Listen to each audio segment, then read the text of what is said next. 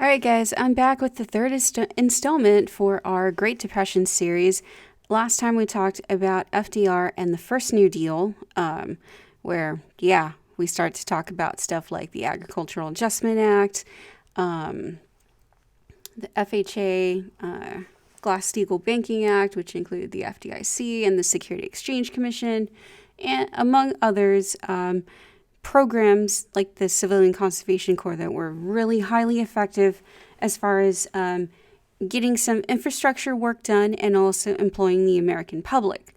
So we also discussed FDR's 3Rs: relief, recovery, and reform. So for the second New Deal here, Roosevelt is going to concentrate on relief and reform. The first New Deal was all about recovering the economy.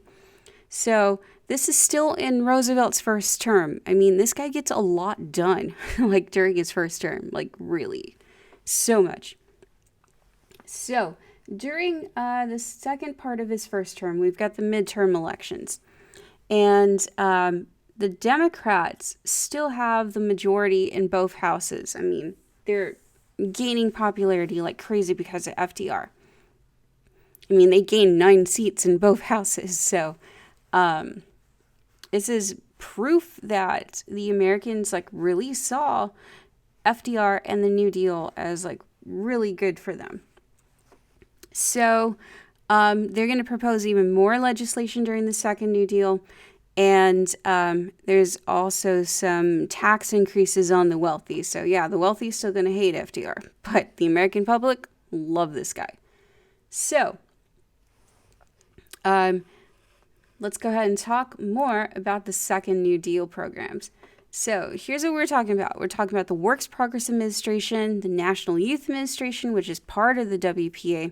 We've also got Social Security, which, you guys know what that is today. We'll discuss it even more, though.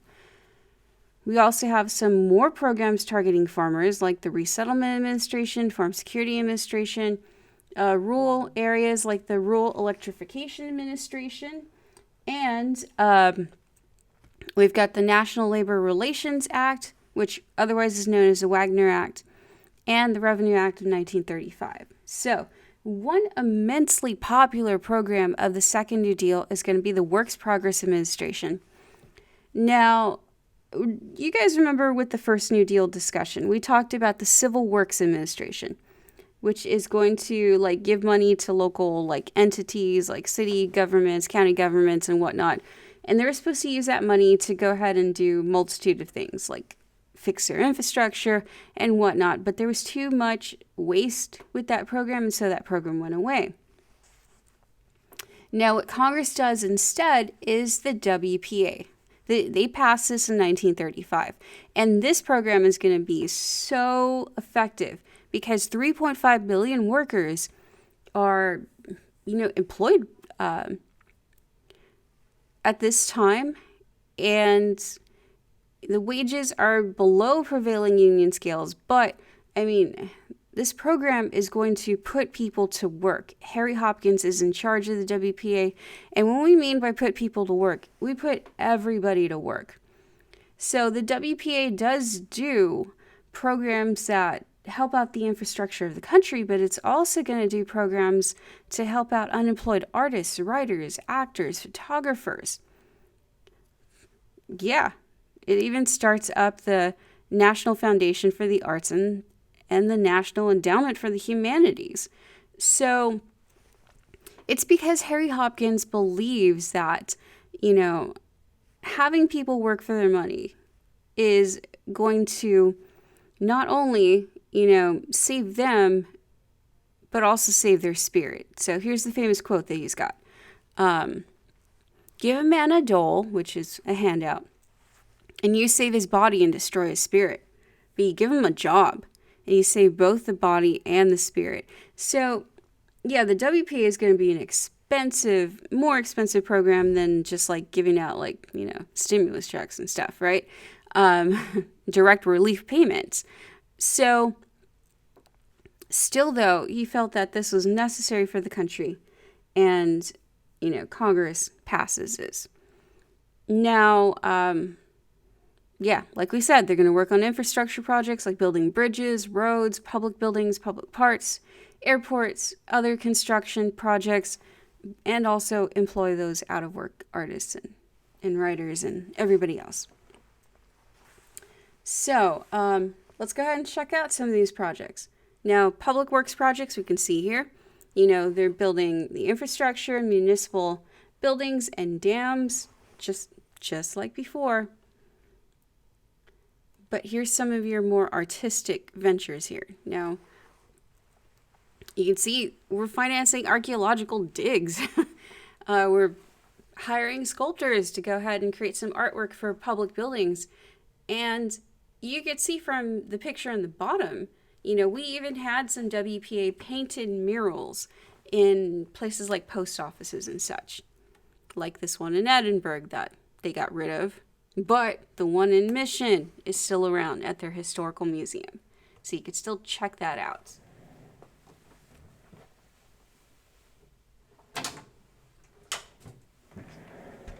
So, let's go ahead and discuss more stuff that the WPA does. I mean, we could even see here, having a workshop helping out blind children. Got some murals painted, more buildings. I mean, yeah, you're going to have some really famous artists paint some of these paintings, these murals with the WPA. We're going to have artists like Jackson Pollock, which his paintings sell for like millions of dollars now. And this guy was employed by the WPA. I mean, really, we've got those kind of artists, working for the WPA. But a cool program that would target you guys, though, is going to be the National Youth Administration, because this targets young people between the ages of 16 and 25, gives them part-time jobs so they could continue with their education. So think about it, guys. Like, if they paid you guys, like if you're guaranteed a part-time job after school, all you had to do was make good grades and stay in school. Dude, how many kids would take advantage of that now? So many, especially those that aren't really interested in higher education or anything like that. This kind of program teaches you valuable job skills. I mean, look at these guys. They're working on an airplane. These guys over here are doing some stuff, in the machine shop and whatnot. So, yeah. National Youth Administration is totally an awesome deal. This is one program that needs to come back. For real. So it's going to sponsor a variety of activities. You even got after school activities like boxing up there. These women, I think, are working on... I can't even tell what that machine is. Seriously. And another thing that it helps to set up, honestly, is the school lunch program. Yeah. Before this time, guys, the cafeteria did not just have lunch and breakfast and stuff. Actually, there was no cafeteria, but this is going to set that up in schools. And I mean, it's the same kind of deal. You get one hot dish, you get sandwich, fruit, milk, that kind of thing. So this was done to guarantee that the kids that did go to school at least got one good meal a day. This program is going to be expanded. The school lunch program is going to be expanded in the 60s under LBJ, and it's going to include breakfast as well. So, yeah, there we go. And, I mean, look at these posters. These posters are pretty freaking cool as far as, promoting, the National Youth Administration and the types of jobs that you could have. I mean, look at all the different types of jobs that women can have. They can go into the garment industry. They could become, a secretary. I think that third one is, with food. And the fourth one, I mean, look at that. They're a nurse. That's freaking cool. So, I mean, that's awesome.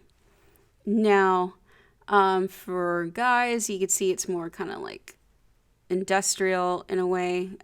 He's looking at blueprints or whatever, but yeah, this is such a popular program for, kids your guys' age and young adults. So, one of the probably the biggest programs that ever comes out of FDR's New Deal is going to be Social Security, though. You guys know all about Social Security. Social Security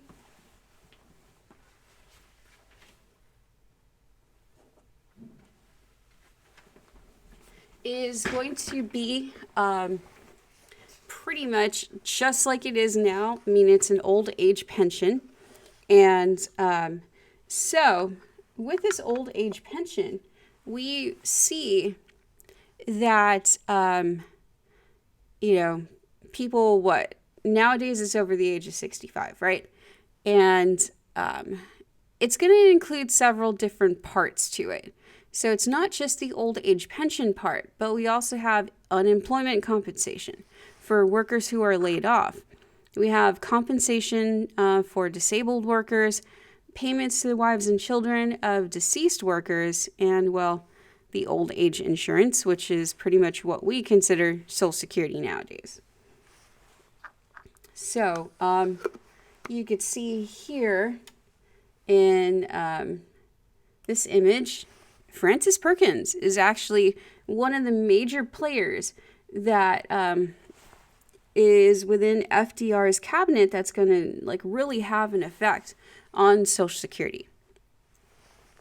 So remember, she's the first female cabinet member. She was appointed by FDR, and we could see that she is going to play a key role in writing some of the New Deal legislation that comes out, including those minimum wage laws, but really her time to shine is definitely with Social Security. So she was involved in all aspects of the reports and the hearings that resulted in the Social Security Act. So let's go ahead and take a look at some propaganda posters, actually, for Social Security. This was used on an AP test before, so let's take a good look at these.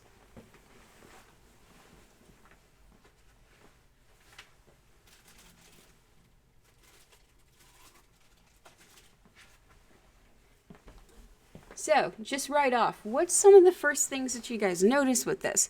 I mean, you could see they look happy, right? I mean, these are two old people who look happy. What are they happy about? Social Security and what it does. So look at the first caption with the old man. It says, more security for the American family. The Social Security Act was amended, offers greater old age insurance protection to people now nearing retirement age. And then look at the old lady on the right-hand side. What does her caption say? What says the widow of a qualified worker will receive monthly benefits at age 65. In certain cases, an age-dependent parent may get the benefits. So she's happy because she gets her husband's benefits when he dies. But okay, I know that's kind of morbid, but really it's a little different than that. I mean, he's happy because he knows that he's going to be taken care of, and if he dies, his wife will be taken care of. And she's happy because, she's going to be taken care of if, her husband dies. So here's the important thing about Social Security, though. Not only are you giving older Americans this pension, which will in turn kind of free up some of the jobs, to tell you the truth, but it also creates a lot of jobs too, because now we're going to need a whole lot of people in the office doing all that record keeping. You're going to need people going around town all over the United States trying to get people to register for Social Security. So, yeah, this program is massive. It's going to definitely hire a whole bunch of people. And again, you're helping out the unemployed, disabled, and, older Americans, right? So, I mean, we try to get rid of Social Security now. No, that's a political suicide right there. We can't do that. No way. Bad. Your career is going to go down. So, Anyways, yeah, Social Security, here to stay. Now, because the Tennessee Valley Authority had been so successful under the first New Deal, bringing electricity to the rural areas of the Tennessee Valley, the Rural Electrification Administration kind of takes that same blueprint and applies it to other rural areas of the country. So it's going to make loans to rural farm communities if they want to build like a public electrical utilities system. So in 1935, 90% of farms didn't even have electricity. But by 1941, now, 40% have electrical power. So this is pretty good as far as progress goes. This is amazing. Now, though something that does plague the Great Depression is going to be the labor strikes. There are a few labor strikes, some big ones with the automobile industry. Now, one of the labor strikes that happens is in 1933. Before the strike, there was a 10-hour workday. Workers had to work on Saturdays and holidays. There's no time and a half given, well, for overtime, no grievance procedure to file, no job security. It's going to be difficult to collect workmen's compensation claims if you get injured on the job. There's no regulation of sanitary conditions in the workplace and whatnot. Because remember, the antitrust laws and like the laws regulating industry and business were kind of relaxed at first with the Great Depression. So I think FDR is the one who actually kind of relaxes some of the rules. But we can see now that it's definitely catching up with us. So laborers go on strike, and a lot of the times when they go on strike, things end up changing for the better. Look how adorable this is. Oh my God. That little kid in the front holding up a sign in support of their dads, striking. So some of these signs say, "My daddy is a union man. Our dads will win. Join the union. We're behind our dads 100%. So, yeah. FDR himself is going to be very supportive of labor unions. Now, he does agree with the rights of workers to organize into them. So this is why we've got stuff like the National Industrial Recovery Act that contains a little section in there that guarantees workers have the rights to form a union and to collectively bargain for their contracts. So the government, this is the first time they actually recognize anything like that. But a lot of employers are going to ignore this law because there's no real regulatory agency put in place to make them obey it. So a lot of them are going to refuse to bargain with unions. And so that's why Congress is going to set up the National Labor Relations Board. But it's not going to have any enforcement powers until the Wagner Act. When the Wagner Act is passed in 1935, the National Labor Relations Board finally has enforcement powers to guarantee workers' rights, to join the union, and for the union to have the right to collectively bargain. So it's also going to outlaw business practices that were unfair to labor, like those work hours and bad conditions and such. So the government's going to jump in to act as a mediator for when it comes to the relation between unions and businesses, and so union membership is going to be on the rise. Now, one big union that steps on the scene now is the Congress of Industrial Organizations.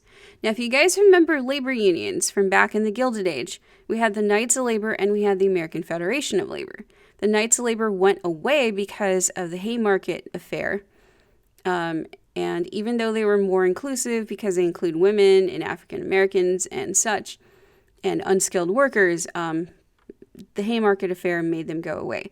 So the only big labor union that was left to compete with them would have been the American Federation of Labor, which is still around during the Great Depression. And they're still only allowing skilled workers. No one has stepped up to the plate to replace the Knights of Labor until these guys, the Congress of Industrial Organizations.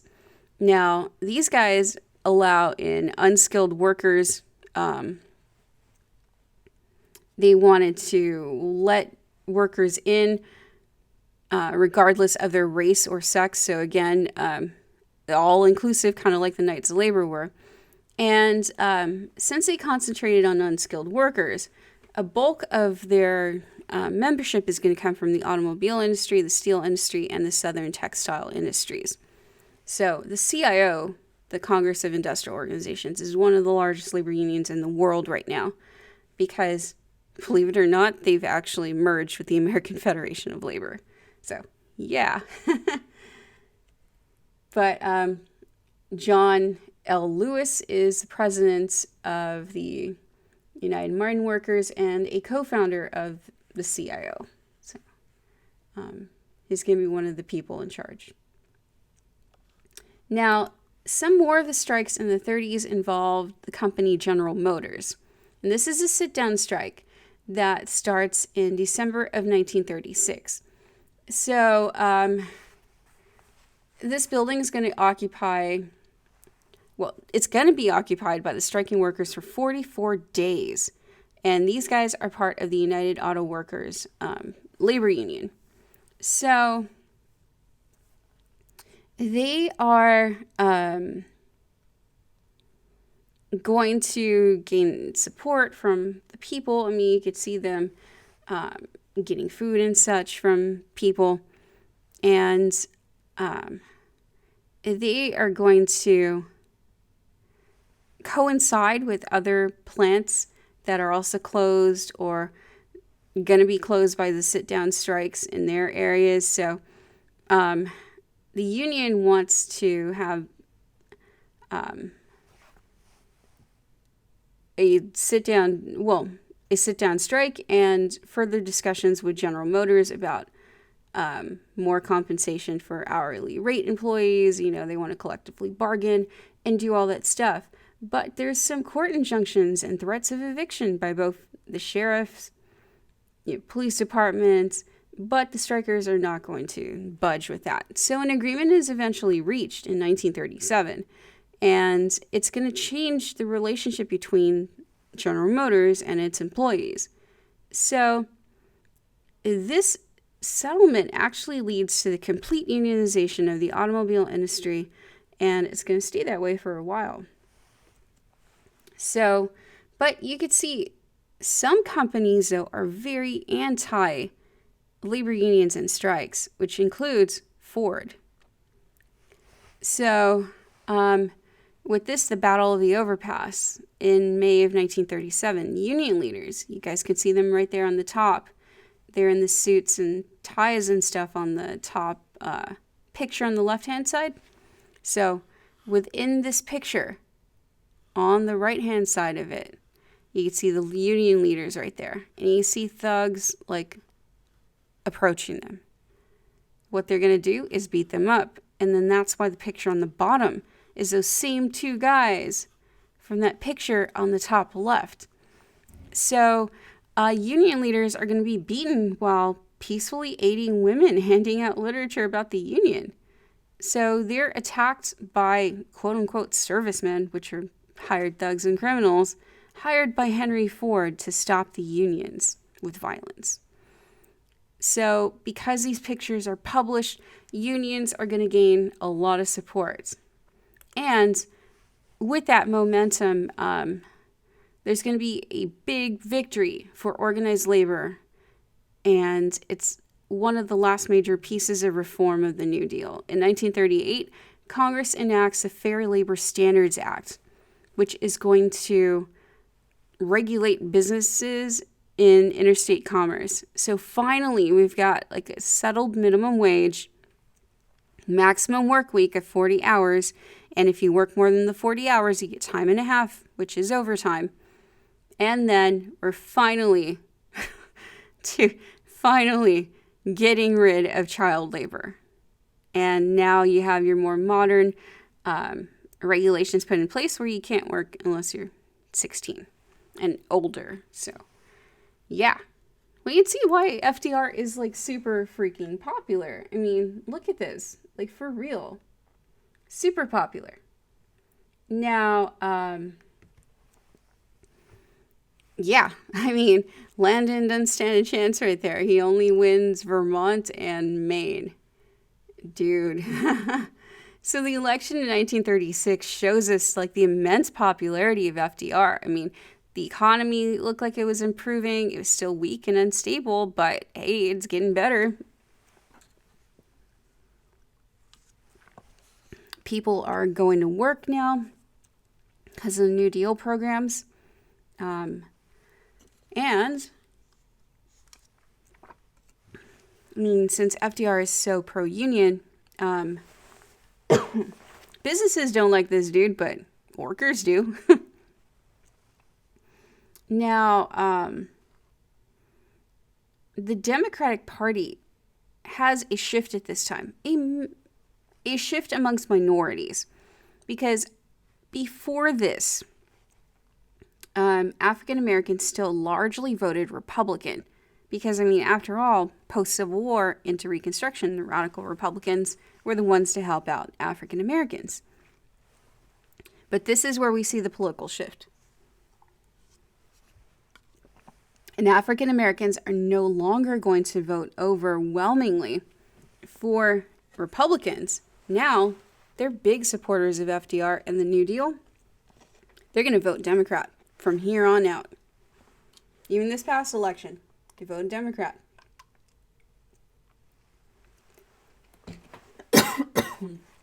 And it's going to be here to stay. So, we could see from these political cartoons, I mean, it looks like it's pretty smooth sailing for FDR. FDR is definitely controlling Congress. So, because he has control of both houses of Congress, some people are kind of weary of that.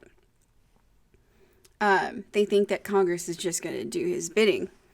So, he is going to come into some problems because of this. Now, he's going to decide to use this sway over Congress to try to force the Supreme Court to stop declaring his New Deal legislation unconstitutional. And how he does that is something that's controversial, but not illegal. It's the court packing scheme. So, the Constitution doesn't specify how many Supreme Court justices there should be. It leaves it up to Congress. And over the course of the years, it has fluctuated.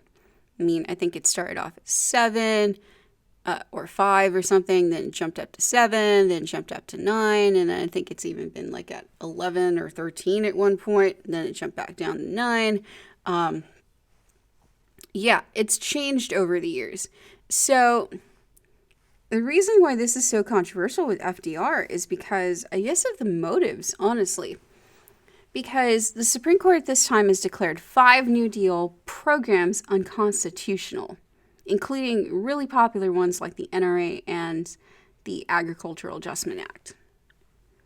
So, FDR is like seeing his first New Deal being dismantled in front of his very eyes, and he's like, oh my God, like what the hell? So, in 1936, the court is also going to strike down 4 more New Deal initiatives. So FDR is like at odds with the Supreme Court, big time.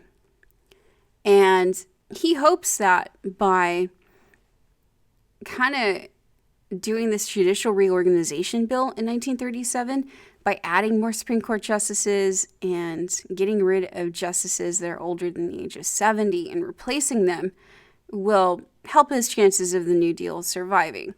And this is what pisses off people. Because people feel that FDR, if he was able to add up to 6 more justices in the court, thanks to, replacing justices older than 70 and adding more seats, that this would be a total power grab. So that's what his critics are going to say. FDR wants to be a dictator. Even people in his own party are going to be like, hey, dude, what the hell? It's going a little bit too far.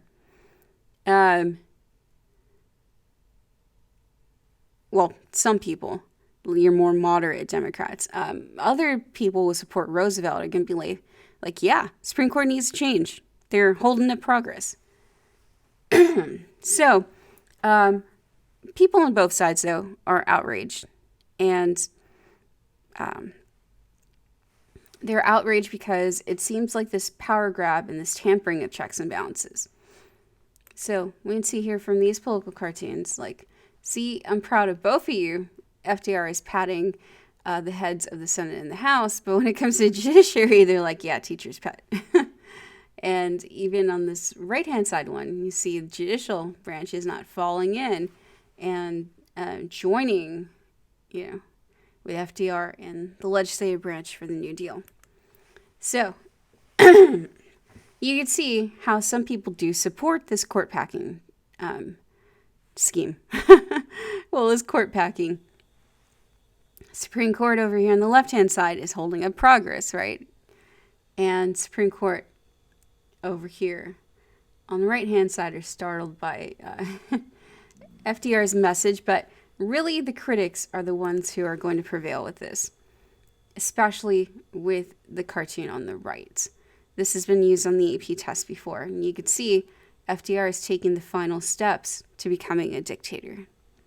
So FDR's reputation is going to be hurt even further when he suggests that Hugo Black, a one-time KKK member, should be part of the Supreme Court. So, yeah, that's not a good look. And even though Justice Black has been denouncing the KKK ever since, he's got dirty laundry with that, and so it's kind of problematic. Now, yeah, FDR's judiciary reorganization bill is going to fail, and he suffers his first big political defeat here. So, and kind of takes a knock on his popularity, but things end up working out for him anyways. The Supreme Court's going to start upholding some New Deal legislation. Some of the justices are going to reverse their previous positions on some of the things. The court is going to actually have some justices retire during FDR's term, and so he gets to appoint new justices anyways, and ends up getting what he wants. But yeah, like I said, it's still a knock on his reputation. And so because he's politically weakened over this battle with the Supreme Court and, well, court packing and such, he's going to find it a bit harder to deal with Congress. And there's still like a lot of high unemployment, people still surviving on government relief programs, but the deficit is piling up. So in June of 1937, FDR is going to have Congress cut spending to try to balance the budget.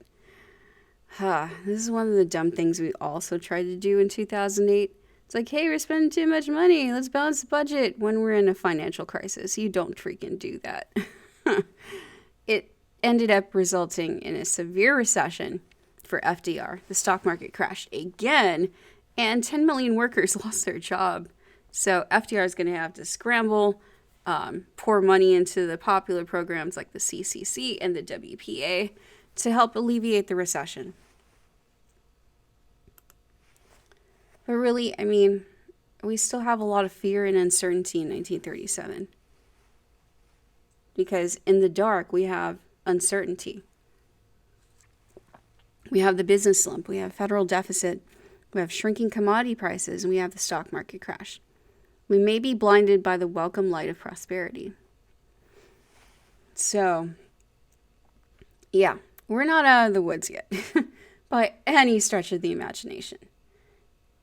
And so let's shift gears a little bit and talk about some of the things affecting people in the 1930s. and their way of life. Well, we already know people are like living in like Hooverville shacks and stuff. I mean, they're not living very well, especially farmers. Farmers, remember, had suffered during the 20s with the Great Depression. So we've got farmers who are suffering from the drought, especially in Oklahoma, because of this thing called the Dust Bowl. And because their home has become just freaking desert overnight, they're going to have to move and become migrant farmers. Minorities are also highly affected by stuff that goes on in the 30s. Women as well, writers and artists in popular culture, movies, and radio. We'll talk about all that stuff. So, the Dust Bowl is a big, big natural disaster that happens, and it's because of soil erosion. Farmers were farming too much, and the soil couldn't keep in the nutrients, so things weren't keeping the soil in place. And in the Midwest, there's high winds, so the winds were taking the soil and depositing it elsewhere. Another thing that's going to hurt some farmers is flooding. So it's like you got both extremes. Like you can't grow stuff because of the drought, you can't grow stuff because of flooding. So here's how scary the Dust Bowl is. Look at that. That is a big cloud of dust approaching that area. Now, if you guys have seen the movie Interstellar, that's kind of like what the Dust Bowl was like. Those big dust storms. I mean, of course they're going to affect your respiratory system. You're going to have bad asthma. I mean, this dust gets everywhere.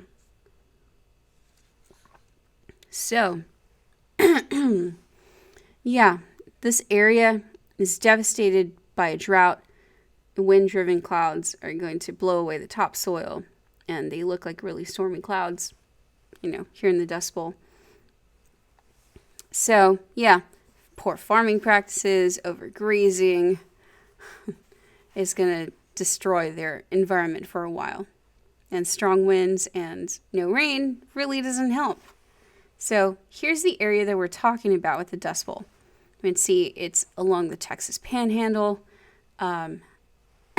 into Oklahoma, Kansas, parts of Colorado, New Mexico. And these dust storms are going to travel all through the Midwest. I mean, there's even reports that some of the dust from this area travels to New York, and clouds the sky. We're talking crazy amounts of dust. So, I mean, look at this. This is insane that pictures look like a desert, but these are farms. What the heck? So yeah, no wonder farmers had to pick up and leave. They can't deal with this. They leave their drought-stricken farms behind, and they head to places like California to become migrant farmers, and they hope for a new start. A lot of the farmers that migrate to California are from Oklahoma, so we're going to refer to them as Okies. Now, when they did get to California, though, they found out that, conditions weren't that much better. And they're going to end up living in migrant and refugee camps, and it's going to be just really hard for them. So a novel that explains all of this is John Steinbeck's Grapes of Wrath. And you could also watch the movie. It actually does a good job of explaining it. So remember how I said the WPA employed out-of-work photographers? This is what they did. They took pictures of American life during the Great Depression, especially that famous one on the top, center. That's called Migrant Mother. And that's taken by this photographer named Dorothea Lange. So she's going to be pretty much the photographer of the Great Depression. I mean, her photographs are really widespread. And she photographs the plight of the farmers.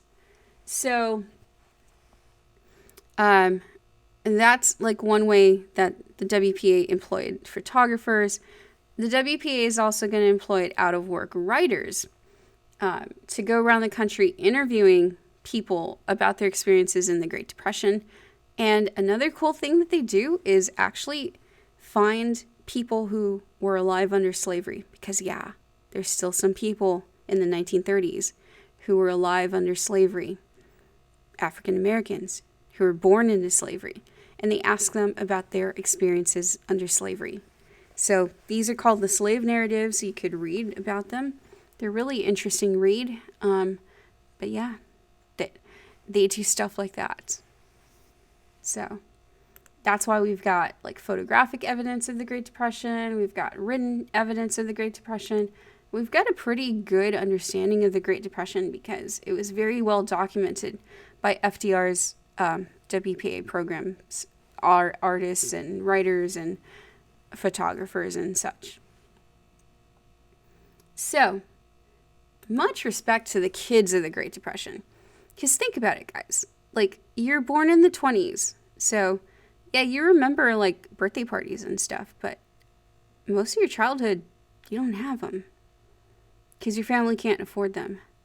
And this is the same generation that are a bunch of freaking badasses taking on the Nazis during World War II. That's why they're the greatest generation. These guys went through some crap. And growing up made them hard as hell.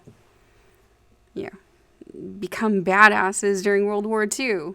And usher us into one of the most prosperous economic times we've ever seen in this country. So, yeah. Much respect to this generation. We'll learn more about how badass they are when we do cover World War II. But let's go ahead and round this out with African Americans.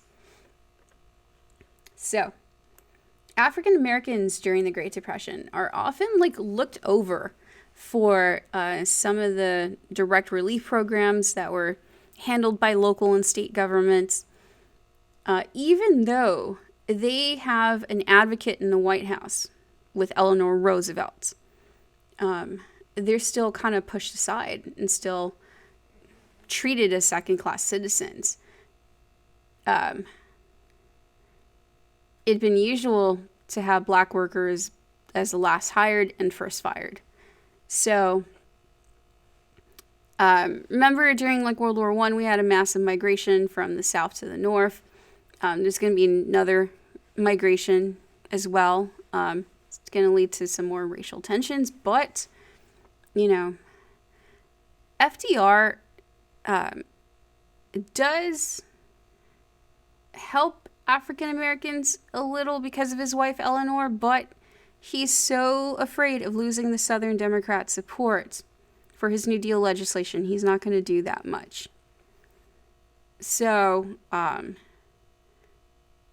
despite all of this, though, the New Deal itself still does help out those who are less fortunate, and African Americans are still going to overwhelmingly vote Democrat, despite, you know, some of the setbacks. So we still got stuff like lynching, segregation, Jim Crow, like all of that going on. And, you know, Eleanor, of course, wants to like try to combat against that, right? So, I mean, this is something that, you know, still needs to change in this country. It is getting better, but yeah, there's still some stalled progress in all of this. Though FDR does set up the Black Cabinet, he does have the Black Brain Trust, which is another name for it. So a lot of the members are recommended by Eleanor Roosevelt and Harold Ikes. Both are members of the NAACP, believe it or not. So this Black Cabinet is going to work with FDR to try to improve the impact of New Deal programs on African Americans. Some of the members would include Mary McLeod Bethune, who's the director of Negro Affairs in the National Youth Administration, which is also going to set up the Federal Council on Negro Affairs for the purpose of increasing African American involvement in the New Deal. We also have William Hastie, who's Assistant Solicitor General of the Department of the Interior, Robert Weaver, who's an advisor of Negro Affairs and Public Works Administration, and Robert Vann, who's Assistant to the Attorney General. So he is appointing African Americans to some big government positions, and this is a departure from previous administrations. So there is some progress, not that much though. For Mexican Americans, though, they do suffer during the Great Depression. They were brought in during World War I as migrant farmers to help, farm. to meet the demands for the Allies and for our troops. But during the Great Depression, they're going to be deported en masse. So we see evidence of this in movies like Mi Familia. It has a good scene about this. And yeah, in places like Los Angeles, they're going to just go in the streets, round up any Hispanic person that they find and deport them, even though they had been there for generations.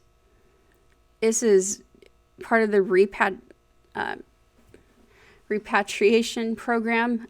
And when all is said and done, I mean, this is crazy. But there's estimates between 300,000 to 1 million Mexican citizens or Mexican Americans who were sent back to Mexico. Just massive deportations. And why this is occurring, it's because we got to make room for the white people to have their jobs. Especially on the farms, the migrant farmers, the Okies. Yeah, got to make room for them. So this is one of the dark spots as far as like history of minorities that goes with the Great Depression. But they'll be brought back during World War II because, again, we're going to need people to meet the Allied demand. Native Americans actually are not treated badly during this time. We've got the Wheeler-Howard Act, which is otherwise known as the Indian Reorganization Act. And this is to conserve and develop Indian lands and resources, to extend to Indians the right to form businesses and other organizations, establish a credit system, grant certain rights of home rule to Indians, and provide for vocational education for Indians and other purposes. So, this is led by John Collier, who's an advocate for Native American rights. He's appointed as commissioner of the Bureau of Indian Affairs, so he's going to establish conservation and CCC projects on the reservations and get Native Americans involved in like the WPA and other New Deal programs. So this gets rid of the Dawes Act, which is super helpful for Native Americans. But it doesn't do much to advance Native American self-sufficiency or improve their economic condition. So, despite this being a major reform, critics are going to accuse the New Deal of being paternalistic and withholding control from Native Americans completely. And as far as women go, during the Great Depression, women are, have a hell of a role model in the White House with Eleanor Roosevelt. She is going to keep fighting for minorities and for women. But during the Depression, women are often passed up for jobs because of this innate, still hold of gender roles and the proper role for women. Even though, like, a lot of women are left by their husbands to care for their children by themselves, jobs are still going to pass them up because, after all, the man is the breadwinner, right, of the household. So women are paid less than men as well. And they're not going to be treated as well as men either. So despite all this, though, the amount of women working is going to rise in the 30s. Even though they've got the lower paying jobs, there's still a lot more women getting work than before. So at this time, Americans see an escape in popular culture. So that's why we've got like the golden age of Hollywood going on at this time. Movie theaters are going to be immensely popular because it's an escape from reality. And, as well as sports like baseball, escape from reality. So attendance to these things are going to rise sharply during the 30s. And it's just a way to get people's minds off of the Great Depression. So,